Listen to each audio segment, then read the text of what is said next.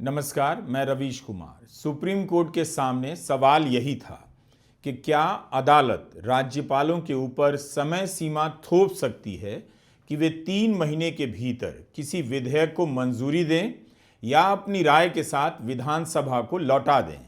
Supreme court ने आज इस समय सीमा के विपरीत राय दी है और इसी के साथ बहस भी शुरू हो गई है कि कहीं इस राय के बाद राज्यपालों को बेलगाम होने का मौका तो नहीं मिल जाएगा।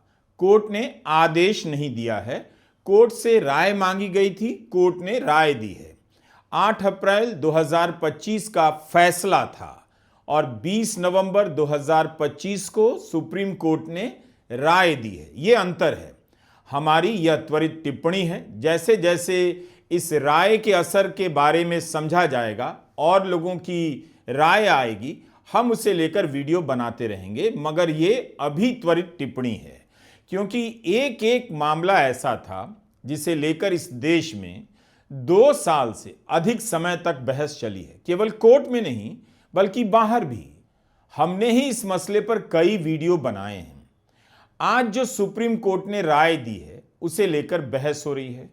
एक राय यह निकल कर आ रही है कि केंद्र सरकार की सुप्रीम कोर्ट में जीत हो गई है क्योंकि समय सीमा की बात कोर्ट ने नहीं मानी, और दूसरी राय है कि यह विपक्षी राज्यों की जीत भी है क्योंकि अब राज्यपालों को विधानसभाओं का सम्मान करना होगा। ऐसे कैसे हो सकता है? यह कैसा फैसला है? हमें मालूम है कि यह राय है, लेकिन कोर्ट की राय को भी फैसला ही कई बार कह दिया जाता है। यह किस तरह की राय है कि दोनों ही पक्ष जश्न मना रहे हैं? कपिल सिब्बल ने कहा कि कोर्ट ने मान लिया है कि विधानसभा की सर्वोच्चता है। संवैधानिक संस्थाओं को संविधान के दायरे में ही काम करना होगा। क्या ऐसा ही हुआ है?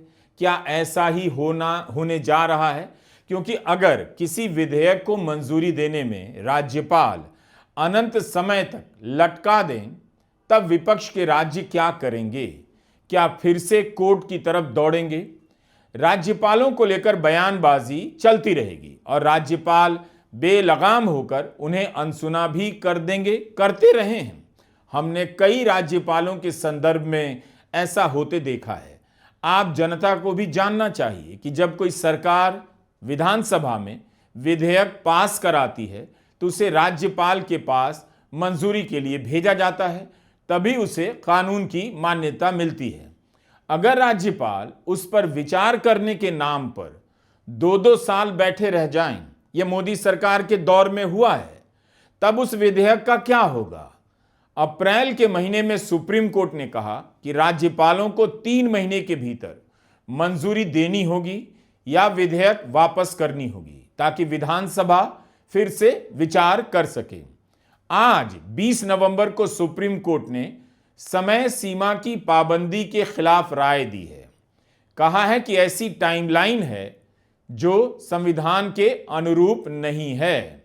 सुप्रीम कोर्ट ने इसी कड़ी में यह भी कहा कि हमें यह कहने में कोई हिचक नहीं कि आर्टिकल 200 या आर्टिकल 201 के तहत कानून ने जो टाइमलाइन तय की है वो अगर बीत जाए तो समझा जाएगा कि राष्ट्रपति या राज्यपाल की मंजूरी अपने आप मिल गई है।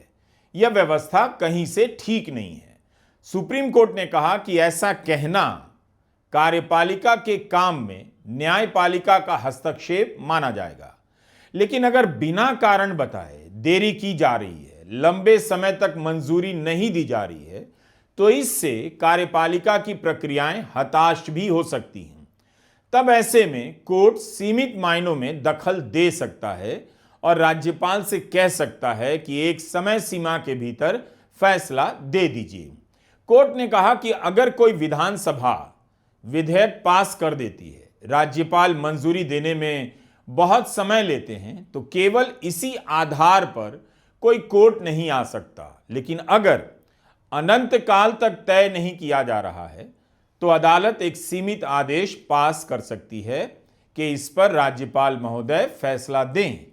कितना समय लिया जाना चाहिए, ये हर बिल के अलग अलग संदर्भों और तथ्यों पर आधारित होगा। क्या इससे राज्यपालों को फिर से छूट नहीं मिल जाएगी? क्या कोर्ट ने साफ साफ व्यवस्था दी जिस तरह से अप्रैल में दी गई थी? कपिल सिब्बल ने कहा कि यह विपक्ष के लिए जीत के समान है। पहले हालत यह थी कि राज्यपाल 3-4 साल के लिए विधेयक पर बैठ जाते थे, अब यह नहीं हो सकेगा। सिब्बल ने कहा कि राज्य सरकारों ने ऐसी मांग कभी नहीं की कि अगर राज्यपाल किसी विधेयक पर बैठ गए हैं तो इसे अपने आप मंजूर मान लिया जाए। सिब्बल का कहना है कोर्ट ने अपनी तरफ से ऐसा कह दिया। सिब्बल यह भी कहते हैं कि इसे इस तरह से नहीं देखना चाहिए कि राज्य सरकारों की हार हुई है। उनके अनुसार राज्यों ने शुरुआत में जो मांग की थी उसी के हिसाब से सुप्रीम कोर्ट ने राय दी है और उनकी मांग को अदालत ने मान लिया है। 8 अप्रैल 2025 को जस्टिस पारदीवाला और जस्टिस आर महादेवन की बेंच ने कहा कि राष्ट्रपति और राज्यपाल दोनों को 3 महीने के भीतर फैसला देना होगा।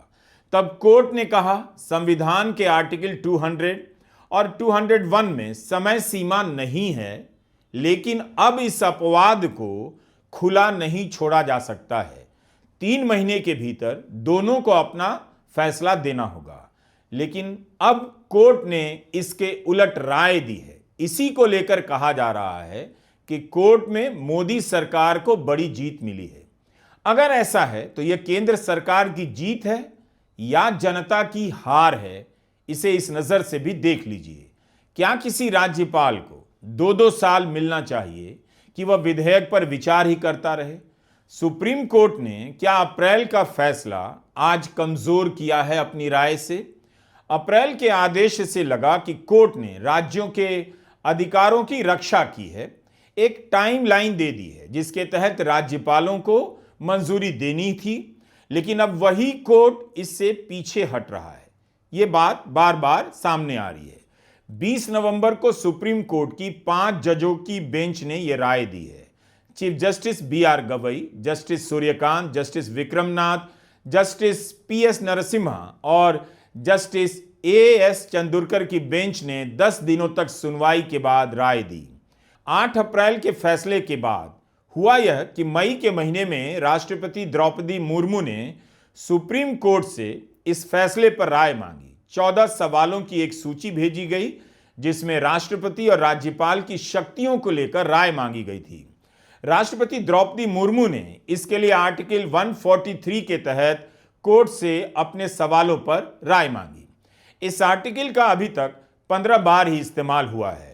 तब कपिल सिब्बल ने कहा था कि अगर अप्रैल का फैसला स्वीकार नहीं है तो सीधे कोर्ट में चुनौती दीजिए, लेकिन कोर्ट की राय मांगने के बहाने इस फैसले को कमजोर किया जा रहा है। कुछ वकीलों का यह भी कहना था कि आर्टिकल 143 के तहत राष्ट्रपति ने अदालत से जो राय मांगी थी वो सरकार या अदालत पर बाध्य नहीं हो सकती। जब अप्रैल में इन सवालों पर आदेश जारी कर दिए गए, इन सवालों पर बहस हो चुकी थी, फिर आज इस राय का क्या मतलब है? राष्ट्रपति का सवाल था कि क्या संवैधानिक संस्थाओं को बाध्य किया जा सकता है कि किसी विधेयक पर विचार करने में कितना समय लेना चाहिए। 20 नवंबर को सुप्रीम कोर्ट ने कहा अब समय सीमा नहीं होगी, लेकिन राज्यपाल किसी विधेयक को अनिश्चित काल तक नहीं रोक सकते, विधानसभा को वापस करना होगा। कोर्ट ने कहा कि मंजूरी रोकने की ऐसी सरल शक्ति आर्टिकल 200 के तहत मौजूद नहीं है और कोई भी ऐसी व्याख्या जो गवर्नर को निष्क्रियता के जरिए कानून को रोकने में मदद करती है संवैधानिक सिद्धांतों के खिलाफ होगी। मेरे ख्याल से कपिल सिब्बल इसी आधार पर कह रहे हैं कि यह विपक्ष के राज्यों की बड़ी जीत है, लेकिन यह व्यवस्था तो पहले भी थी और इसी का लाभ उठाकर राज्यपाल विपक्ष की सरकारों को सता रहे थे, उनके बनाए कानूनों को मंजूरी नहीं दे रहे थे। इसीलिए हमारा सवाल है कि क्या आज के फैसले के बाद राज्यपाल बेलगाम हो जाएंगे, क्योंकि अब राज्यपालों पर इसकी कोई पाबंदी नहीं होगी कि विधानसभा के पास किए हुए विधेयक को कब तक मंजूरी देनी है।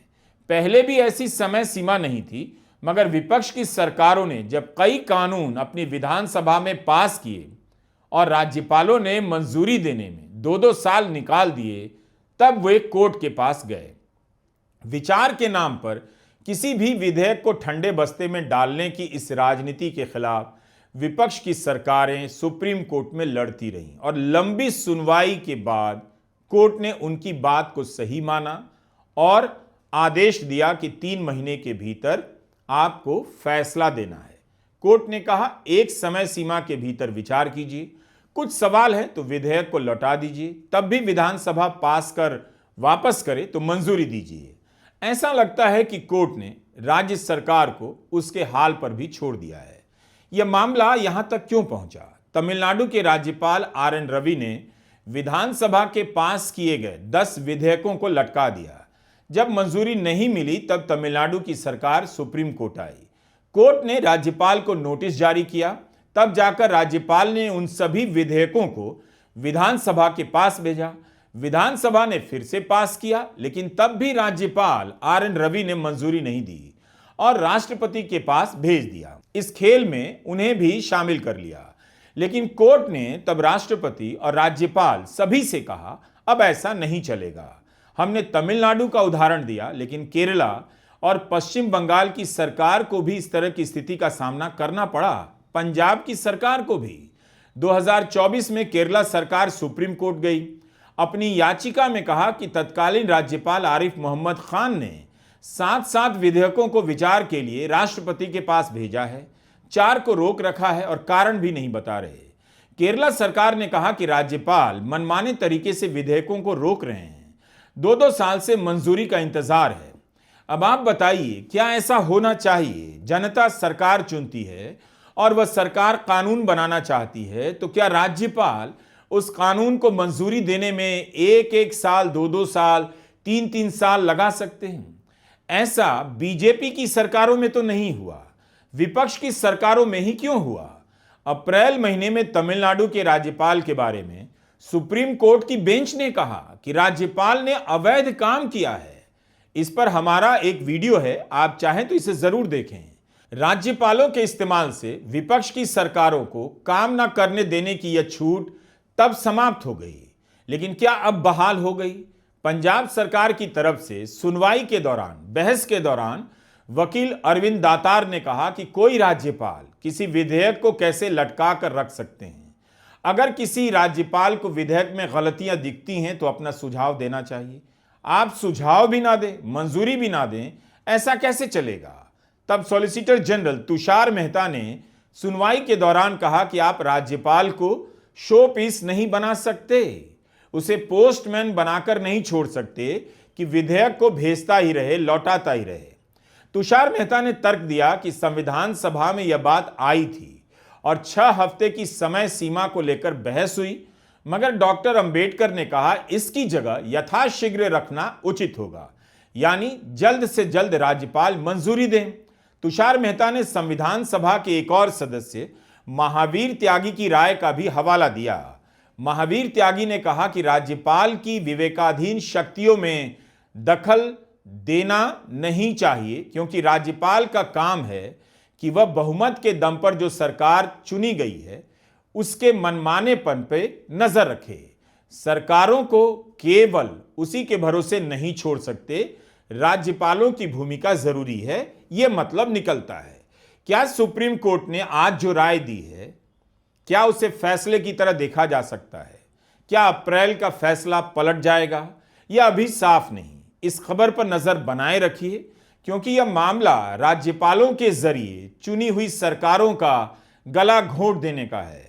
अचानक से राज्यपाल शक्तिमान की तरफ वापसी करते हुए प्रतीत हो रहे हैं और विपक्ष की सरकारों वाले राज्यों में ही, इसलिए और ज्यादा नजर रखनी चाहिए। नमस्कार, मैं रवीश कुमार।